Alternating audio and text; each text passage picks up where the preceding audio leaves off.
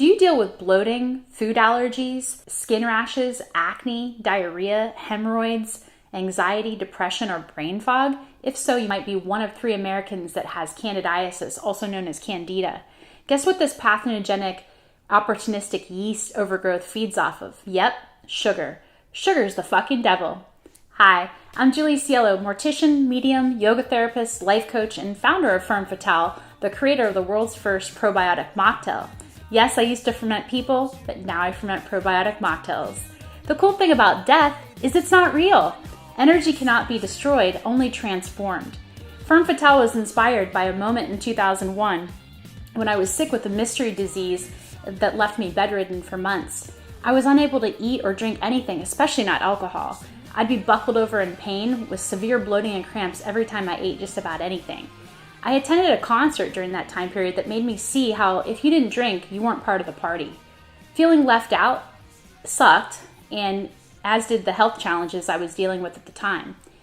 Because this modern epidemic is still not recognized by Western medicine, many suffer alone like I did, feeling left out socially and unheard by doctors. I was told it was all in my head. Actually, it ended up being in my head because your second brain is in your gut. After having my stool analyzed, candidiasis and several other bad bacteria were present, wreaking havoc in my body. But why? For years, I thought I had stripped all the beneficial bacteria from my gut doing too many colonics in an attempt to heal childhood emotional trauma by cleaning my physical body. All these years later, I realized that my health collapse was likely triggered by Epstein-Barr virus, not sugar addiction. However, sugar played a big part in managing my chronic health challenge. I don't call it illness because I don't identify with that. However, once you have Candida, it can be a bitch to get rid of, especially if you struggle with alcohol abuse, or in my case, the consumption of any alcohol at all. Abuse is a loose word. Do you consider a few glasses of wine a week abuse? Well, truth is, if your body can't handle it, then it is abuse to the body, even if society deems it socially acceptable. Hence why individualized holistic health is so essential in recovery. Research shows that the intestines of people with chronic alcohol abuse has a large increase of Candida, but just eliminating alcohol doesn't make this pathogenic, opportunistic yeast go away. You have to kill it and then repopulate the gut with good bacteria and change the behaviors that played a part in the dance to begin with.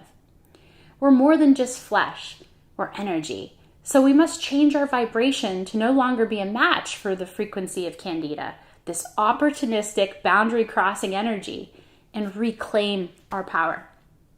So there's 2 types of cravings trying to take your power away. The first is psychological. The brain is telling you, I need this.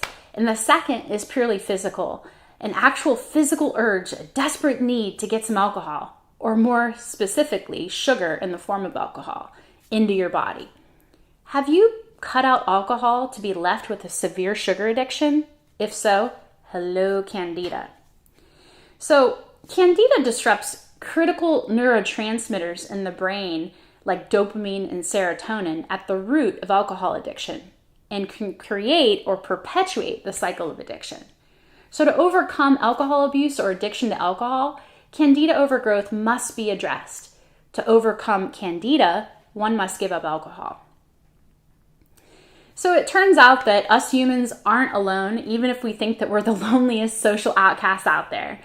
We're each individually hosting an entire fucking colony of bacteria, parasites, fungi, and viruses, both inside and out. We're actually more bacteria cells than we are human cells. We're basically walking, talking petri dishes, and these organisms are screaming when we have cravings. So it's not in your head, it's in your gut. Candida is generally a friendly organism unless it gets out of control. Then it grows little branches and pierces our gut wall, leading to a condition called leaky gut. When you have Candida overgrowth, guess what you crave? Sugar and alcohol. Now, guess what causes Candida overgrowth? Yep, sugar and alcohol. I know this sucks, but it's an opportunity to see how strong you are. Resolving this boundary-crossing overgrowth can actually set you free and off the addiction hamster wheel forever. Not to mention the plethora of other symptoms that Candida brings, including leaky gut syndrome. Leaky gut can be linked to all kinds of serious health problems, including cancer. Basically, the gut wall has been pierced and now is permeable. Bits of stuff like food inside of us can now pass into our bloodstream, making us really sick. Leaky gut and Candida overgrowth actually go hand in hand, along with alcohol abuse. Removing alcohol is not the only way to get rid of Candida and leaky gut. We must address not just the cravings, but also transform the inner environment of our microbiota by killing off bad yeast and other parasitic organisms and create mineral-rich, slightly alkaline blood, and then recolonize friendly bacteria, thus establishing our immune system. We must change the inner environment for good bacteria to prosper, and then stop hosting unwelcome company. Eliminating sugar is essential, but when Candida dies, it releases 79 toxins into your system, making you feel sick and worse than if you were drinking. One of the toxins, ironically, is ethanol, which is why there's a high rate of relapse in the first 30 days of not drinking or eating sugar, grains, and yeast. Once you make it past the 30 days, you shouldn't have the cravings unless you have Candida. But here's what I discovered. Once you eliminate Candida overgrowth, then you no longer crave alcohol. If you drink again, you'll feed the Candida. Maybe not at first, but at some point, if you go back to consuming grains, sugar, and yeast, you'll eventually drink like an addict again.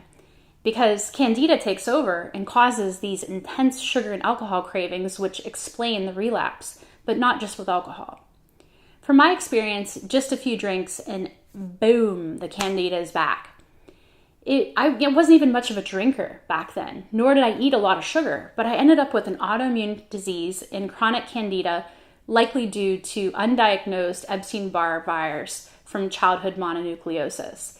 More importantly, as I continue to peel back the layers of my own healing, it's the healing of unresolved trauma in addressing my nervous system and the coping mechanisms that I once used to try to regulate it subconsciously. The feeling of social isolation peeled off the childhood wound of always feeling like the black sheep. Being a child of an alcoholic who abandoned me at birth and then marrying a man that became one wasn't something I could meditate away. The need for inner healing continued from my personal evolution as it unfolded. Flash forward 20 years, hello Femme Fatale and the Sober Curious movement. My journey with Candida influenced the creation of this gut-healthy alternative to sugar-laden beverages as an answer to social connection, while my journey with self-love is what's helped me to set boundaries and reclaim my inner power and find chosen, supportive family and community.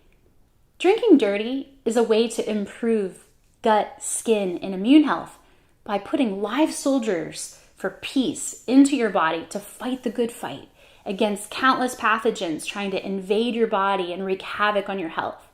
This starts with cutting out sugar.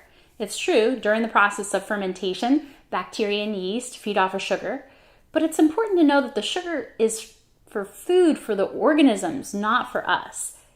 Research shows that wildly fermented foods and beverages under an alcohol by volume of 4% does not kill good gut bacteria. It has a multitude of health benefits. But we must address the real devil here, sugar. Sugar feeds ethanol levels. Candida yeast ferments sugar to generate energy in order to survive. So the fermenting process itself creates a variety of toxins in the body, alcohol being one of the primary. Candida can actually release so much alcohol in the body that the person can look and feel drunk even if they haven't ingested any alcohol. So Candida is what keeps one on the hamster wheel of addiction. Candida causes mental illness, insomnia, hormone imbalance, low blood sugar, recurring bladder infections, ringing in the ears, and sometimes can be triggered by the use of antibiotics, but is always associated with the consumption of the gateway drug sugar, leading us back to alcohol, perpetuating the cycle of shame. So our company's slogan, Live Clean, Drink Dirty, represents key principles of gut health, as we offer, while we're addressing also the mental and emotional components of optimal health. Releasing shame is a big part of all this. I call this living clean.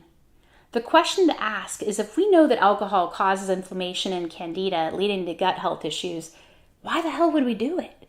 How can we live clean of shame, blame, and self-loathing? Well, first we must shine the light of awareness on what's not working before we can decide on a vision for ourselves and then take action on it. So for me personally, I moved across the country after a divorce and I surviving an attempted murder in 2012. And then I lost my entire life savings trying to launch this company back in 2015. And then that was followed by an estrangement of my family because of my unwillingness to continue enabling my mother's bad behavior due to mental illness. The worst loss, though, was the loss of Monsieur Louis Laurent, my French bulldog who died of a rare blood cancer the same month that we officially launched Femme Fatale. These are just some of the challenges that have put my coping skills to the test. But I'm sure you have your own. Being alone and single for the first time in LA these past 10 years, not to mention raising nearly $1 million so far to make this company happen, have given me the perfect environment for personal growth. And I will admit, I've wanted to escape my reality many times and have leaned into alcohol in order to ease the pain of grief and loneliness. Chronic Candida and its symptoms have come back every time I've given my power away, searching for relief in all the wrong places. Just like excavating Candida, I needed to kill the thoughts that led me to choose poor coping mechanisms and ask for help. I needed to choose new thoughts that supported new habits and the vision that I had for my life. Those thoughts are energy and they carry a vibration. So I needed to change my frequency to the healing channel. And you can do the same. We can do it together. I discovered that my personal power comes from self-love and discipline, i.e. boundaries. Not only did I need to let go of the bad habits, but I also needed to release the beliefs, behaviors, and patterns that were supporting them. I needed to reboot my nervous system with therapy, supplements, and even low-dose medication while practicing new, healthier coping skills. I needed to deal with my unresolved trauma. You can't just take away the substance. You got to replace it with something that supports your vision and then get to the root cause of the nervous system deregulation. Life is meant to be celebrated, but if we've always identified with alcohol as being the means to do so, therein lies the need for alcohol alternatives. It might also be time for friend alternatives and boundary setting in general. This includes family. I followed my gut and fought to heal and lead this movement. I'm part of the collective, as are you. We need each other to thrive. You see, as we get clear and let go of what's not in alignment, we find it easier to attract the right people, circumstances, and opportunities that support our highest vision. Life truly is happening through us, not to us. And as we focus on what we have rather than what's missing, the world becomes abundant because it always was. We just got to focus on what we're grateful for. Where our attention goes, energy flows. When the nervous system is fried due to trauma, we become inflamed throughout the body, and oftentimes we reach for things like sugar, alcohol, sex, social media, etc., in an attempt to regulate ourselves subconsciously. Getting rid of Candida is a huge component to healing the big picture of addiction, as is proper boundary setting, which comes from self-love. If you have unresolved trauma, it can be hard to love yourself whenever you're choosing things that you know intellectually aren't good for you, but you're just trying to cope. So we keep playing the shame game. Hamster wheel, aka the cycle of craving and aversion, continues. The key to recovery is choosing new coping skills to replace the old ones that led us to self-love. Self-love is not only how we perceive ourselves, but also the behaviors that we exhibit that reflect those beliefs. We must practice self-discipline, set boundaries for ourselves and others, and change the faded coping skills. And then we can trust and love ourselves, releasing shame that keeps us stuck and small so we can attract the life that we would love living. It's not enough for us to intellectually believe that we're worthy. Boundaries help us believe our worth. We can't just stop eating sugar and stop drinking. We need to change the behaviors that have kept us stuck in order to find freedom. Self-discipline is about boundaries. Boundaries offer us freedom by creating the balance that gives life's grace. Sometimes we harm ourselves and need to forgive and do different. Sometimes it's others that harm us. Hurt people, healed people, heal people. So saying no often means saying yes to ourselves. But remember, the only people that are going to have problems with your boundaries are the ones that are trying to cross them. We outgrow people as we up-level. Be okay with letting people go. How we feel about the person that's harmed us and how we feel about ourselves is our work, no one else's. Self-love and self-discipline build inner trust so we can show up fully in authentic connection and community. Our imperfections are what make us unique. Other people's perception of us is a reflection of them. It's when we think that we are other people's opinions and those opinions define our worth that we give our power away. Self-love doesn't happen whenever things are perfect and everyone likes us. You gotta claim that shit. We must value progress over perfection, accept our challenges as opportunity, realize diversity is essential to our survival. One strain of anything is limiting. We are stronger as one. The key to lifting ourselves out of chronic illness, such as autoimmune and addiction, comes from first releasing the victim identity and fully embracing ourselves as the hero of our stories. Recovery really is about the recovering of ourselves that has been there all along, but we're covered up by negative core beliefs, likely created by unresolved trauma. I want to share with you, I had a realization on my last 10-day silent retreat. I realized that in order to find happiness, we must completely release the stories that we've told ourselves and choose different thoughts that reflect a new paradigm that we're trying to create in this whole new world of possibility. This is not a Pollyanna, all is peachy, sugar-coated method of spiritual bypassing. No, this is about not giving your power away any longer and not apologizing for who you are. We need to let go and forgive ourselves completely.